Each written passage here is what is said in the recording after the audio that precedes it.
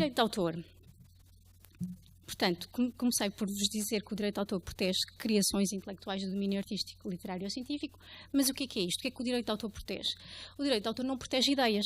E estamos aqui a falar de dados, portanto, isto é extremamente importante que vocês percebam o que é que eu vou dizer neste momento. O direito de autor não protege ideias, não protege meros fatos, não protege meras informações, e quando estamos a falar de dados de investigação, muitas vezes estamos a falar de meros fatos, meras informações. O direito de autor não protege isso. Não protege processos, não protege métodos, não protege conceitos, não protege nada disso. Para isso, nós temos eventualmente as patentes, não é? Se estamos a falar de um novo processo, de uma nova invenção, temos as patentes. O direito de autor não protege isso, só protege, de facto, exteriorizações ou criações intelectuais exteriorizadas. E isto é o quê? São expressões, são formas, são composições, são seleções e apresentação do material de uma forma criativa. Quando falamos de forma, e nós normalmente dizemos muito isto, o direito de autor protege a forma, não protege o conteúdo. Isto é uma distinção que hoje em dia é extremamente complexa, não é? Hoje em dia há muitos anos que é extremamente complexa. Não há uma distinção linear entre forma e conteúdo. Discute-se, então, se o direito de autor protege simplesmente a forma externa ou se também protege a forma interna. Por exemplo, se eu estiver a falar de um romance ou de uma peça de teatro, não há dúvida que o direito de autor protege aquele texto, ok? É isso que o direito de autor, a gente sabe que protege aquele texto, mas protege a ideia por trás daquele romance? Não protege a ideia de ter duas famílias desavindas e os filhos se apaixonarem. A ideia não vamos proteger esta ideia, outras pessoas vão poder criar outros enredos e outras narrativas e outros romances à volta desta mesma ideia. Agora, a questão é se protege, por exemplo, a estrutura interna do romance. Portanto, no primeiro ato acontece isto, no segundo ato acontece aquilo, e isso sim, tem-se vindo a crer que sim. E, por exemplo, ainda a semana passada saiu uma decisão do tribunal francês relacionada com uma fotografia. Portanto, um fotógrafo muito conhecido que, ou melhor, um artista plástico muito conhecido que fez a sua interpretação em escultura, uma fotografia de um outro autor. Portanto, não é a mesma, eu criei aquele espaço num outro material, mas porque respeitei aquela composição.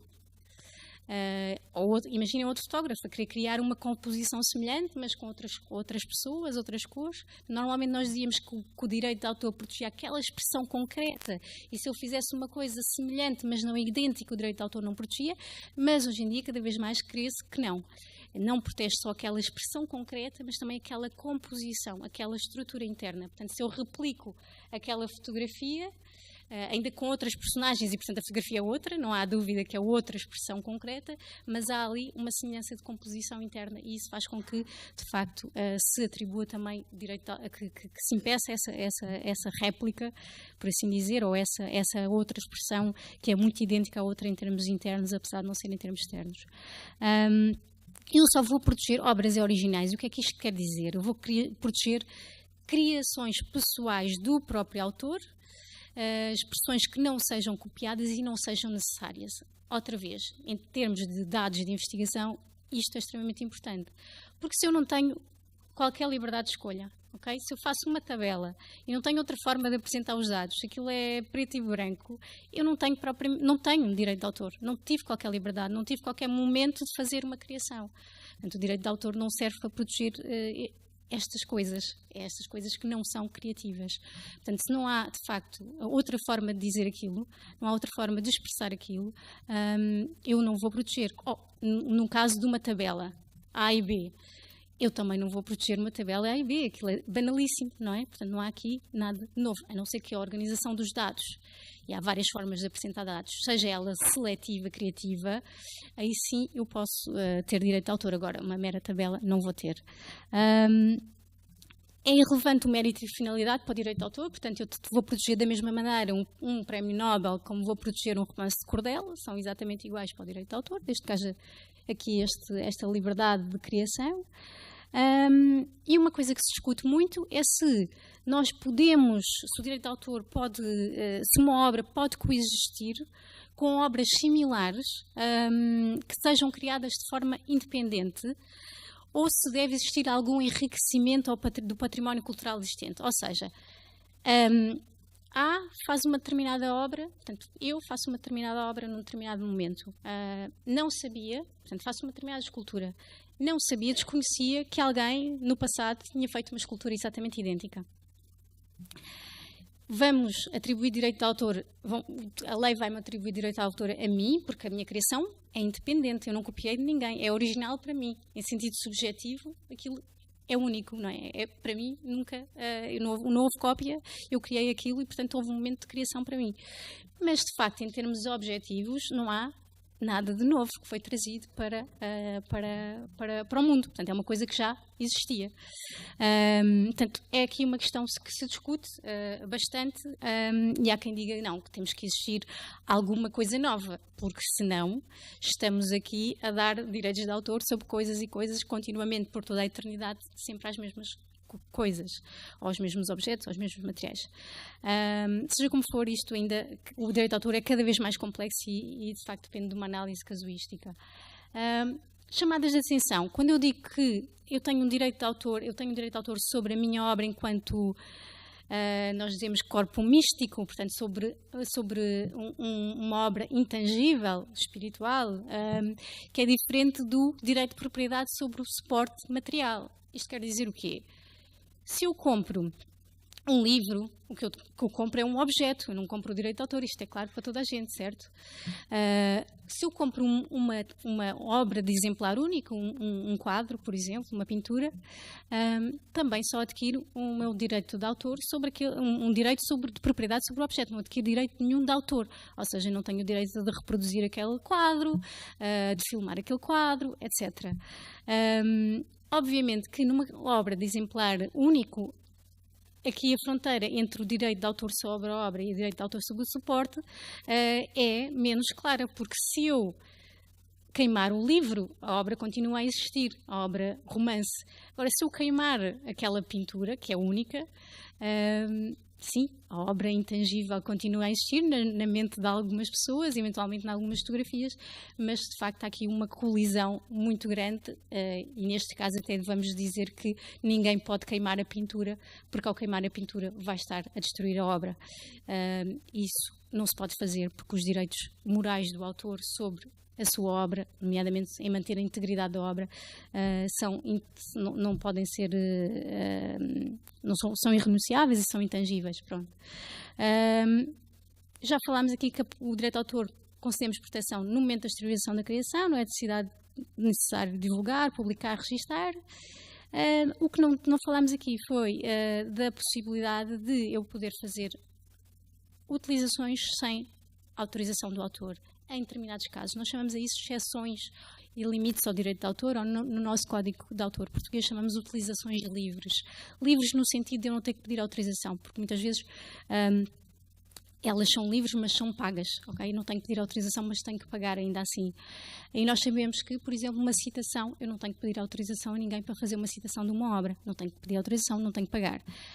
Determinados fins educativos, para determinados fins de investigação, eu também não tenho que pedir. Mas tenho que ter cuidado em perceber o que é que a lei diz concretamente, nós não vamos falar disso, porque a lei portuguesa, por exemplo, eu não posso simplesmente pensar que posso fazer utilizações para fins educativos. A lei portuguesa não é assim tão generosa. O que a lei portuguesa diz é que eu posso utilizar partes de obras para fins educativos. E partes de obras para fins educativos significa que eu não posso, por exemplo, utilizar uma imagem inteira. Partes de obras. Não posso utilizar uma música inteira, um filme inteiro. Nem que esteja online, ok? Está online, está no YouTube. Eu posso pôr os meus estudantes a verem nos seus computadores pessoais aquele filme, mas não posso pôr aquele filme a tocar ou a correr, apesar de estar online, livremente acessível, não posso pôr a correr para todos os meus alunos na minha sala de aula. Isto é uma matéria que me é muito querida. Eu estudei todas as leis de todos os países da Europa, o que é que permitem-me fazer para fins educativos ou não. E neste momento nós lançámos, a Comunia, uma associação internacional da qual eu faço parte, lançámos esta semana uma petição para que as pessoas possam fazer estas coisas. E convido-vos a assinarem essa petição, está disponível em writecopyright.eu e convido-vos a assinarem esta declaração, porque de facto isto que eu acabei de vos dizer é inadmissível. Um professor não pode pôr um aluno a tocar uma música numa flauta, uma música que ainda esteja protegida, uma composição musical que esteja protegida por direito de autor, não pode colocar o aluno a tocar essa composição na sala de aula. Portanto, temos aqui vários problemas. E para a investigação também. Para além de que, para fins educativos, significa, na lei portuguesa, não é claro se eu tenho que estar num estabelecimento de ensino ou não. Por exemplo, aqui claramente não estamos num estabelecimento de ensino e todas as utilizações que eu aqui fizesse de obras protegidas por direito de autor, não estou a fazer nenhuma, ou melhor, estou a fazer utilizações de obras protegidas por direito de autor, mas que estão licenciadas, as imagens que eu utilizo estão licenciadas, porque senão não poderia estar a fazer essas utilizações aqui, de certeza. E pronto, chamadinhas de atenção. Vamos ver então como é que isto se aplica aos dados. E depois já vos dou um momento para perguntas. Eu sei que isto é difícil, uma aula sobre direito depois da hora de almoço e é uma sexta-feira. Perdoem-me, mas fiquem comigo porque acho que isto vos vai ser útil no futuro ou nos próximos tempos. Os dados podem ser protegidos por direito de autor. Depois de tudo o que eu vos disse, há duas formas de responder a isto. Os dados que sejam meros fatos, meras informações, não podem ser protegidos por direito de autor. Isso é claro.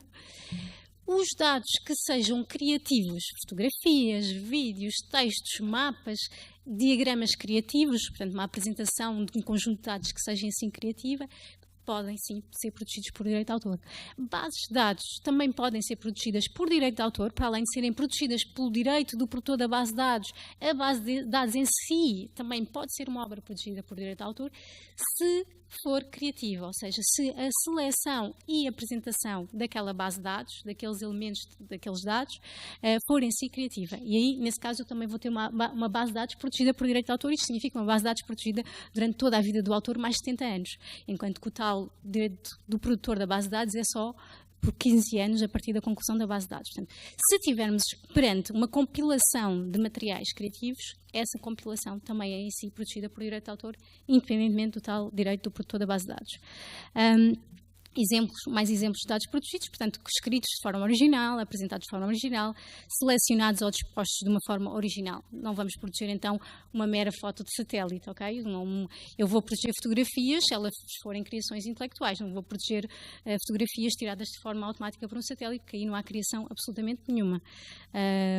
Há a criação de quem criou o satélite, mas não na foto em si. Não vou proteger também os tais termos e estruturas científicas standard. Se não há outra forma de dizer aquilo, não há liberdade de escolha, não há possibilidade de haver criação. E isto não é protegido por direito de autor. Agora, eu posso ter estes dados, estas simples informações e estes meros fatos são livres em si, porque não são protegidos por direito de autor, não são criativos, mas se alguém organizar estes fatos e estas simples informações numa base de dados e investir muito dinheiro nessa organização e nessa compilação, eu, de uma forma assim, vou acabar por proteger esses dados, esses simples dados, essas simples informações. Vejamos.